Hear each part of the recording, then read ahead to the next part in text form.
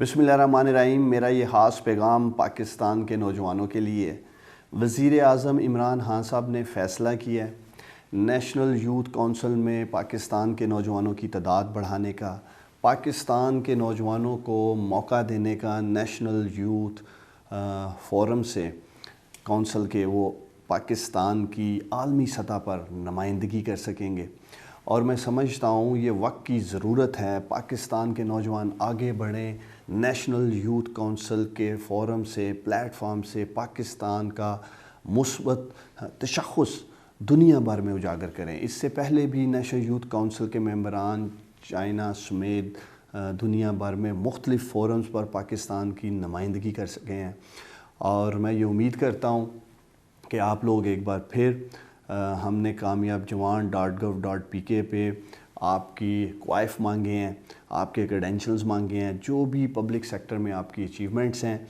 आप आएँ national youth council का हिस्सा बनने के लिए।